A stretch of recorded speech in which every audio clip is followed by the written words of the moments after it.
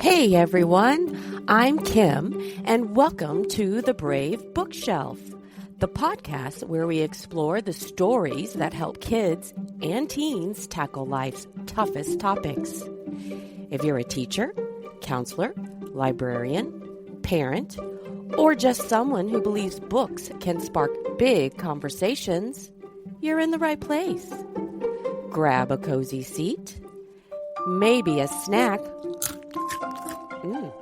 definitely a book, and let's dig into today's Brave Read.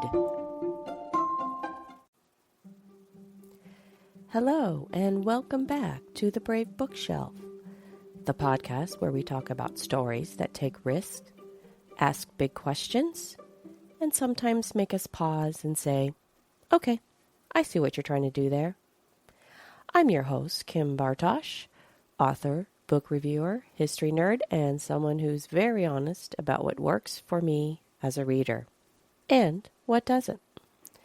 Today's book is Titus and the Christian Coin, An Adventure of Faith and Freedom by Dennis Conrad with Derinda Babcock, a Christian historical novel for middle graders and young adults set during the reign of Constantine in ancient Rome.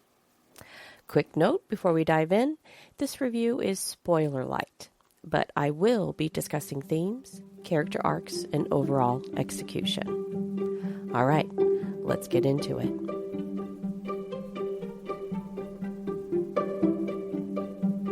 This story follows Titus, a young Christian who refuses to deny his faith during Roman persecution. That choice costs him everything, his family, his freedom, and condemns him to a brutal life in the copper mines of northern Italy.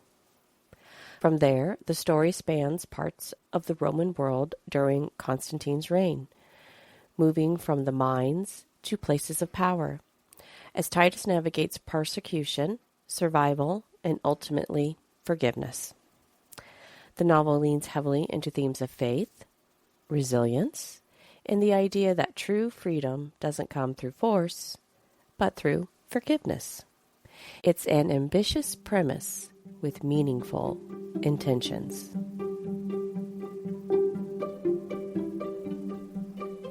Let's talk about what worked, because there are things that this book does well. First, the faith element. I don't usually gravitate towards Christian fiction. A lot of it can feel preachy or sermon heavy. This book avoids that more than most. Scripture is woven into the story without stopping the narrative every 5 pages to explain the lesson, and I appreciate that balance. Second, the inclusion of a map.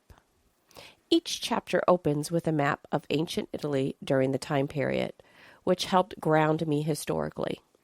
I always knew the general setting and time frame, and for readers who enjoy history or are new to it, that context is genuinely helpful.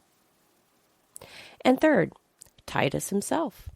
I like Titus. He's kind, steady, and easy to root for. His arc, from persecuted believer to enslaved miner to Roman citizen, carries strong symbolic weight, especially for the audience this book is written for.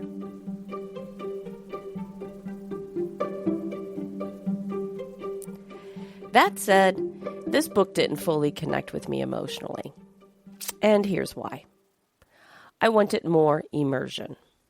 For a story set during a volatile and sensory-rich period of time, I found myself craving details. What did people wear?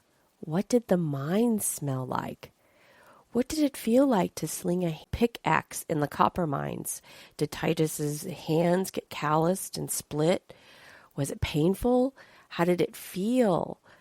What did Titus look like? His skin tone, hair, eyes. There wasn't much description on what Titus looked like, other than the picture at the cover of the book. And what did Rome feel like beyond its historical significance? What did the streets look like? Were they stone? The writing does show, but not often enough for me. At times, reading this felt similar to reading a historical account.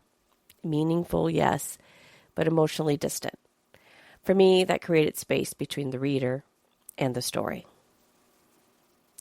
I also wanted Titus to question God more.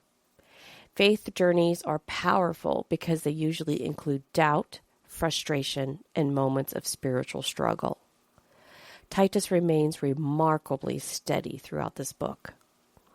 While that will resonate with some readers, it meant I never felt a true low point. And without that valley, the resolution didn't land as strongly for me. And one more small but notable wish. While the map of ancient Italy was helpful, I would have loved to see Titus's journey reflected visually on the map. Even with a simple marker showing where he was going, that would have added another layer of engagement, especially for visual or historically curious readers like me. But one thing I truly loved was the material at the back of the book. The dictionary, historical notes, and additional resources. That was thoughtful and incredibly useful, especially for classrooms, homeschool settings, or young readers wanting deeper context. This book clearly understands its intended audience. Some of my final thoughts? Well, I'm giving Titus and the Christian Coin 3.5 stars because this is a strong choice for church libraries, Christian schools, Christian parents seeking age-appropriate fiction, or any parent seeking age-appropriate fiction, teen readers interested in faith, resilience, and early Christian history. If you're a reader who loves rich sensory detail, deep emotional lows, and characters who wrestle openly with doubt, well, I'm afraid this book may feel a bit distant for you.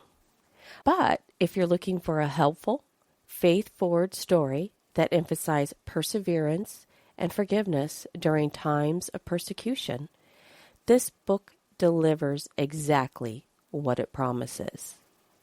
And sometimes that's exactly what the right reader needs. That's it for today's episode of The Brave Bookshelf. If you enjoyed this review, be sure to subscribe, leave a rating, and share the podcast with a fellow reader, especially one who enjoys historical fiction with heart. Until next time, keep reading bravely, and I will see you back at the bookshelf.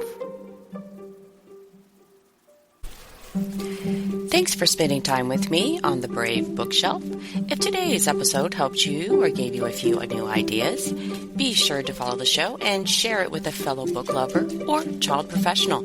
You can find more Brave reads, discussion guides, and resources at kimbartosch.com. Until next time, keep reading, keep talking, and keep being brave.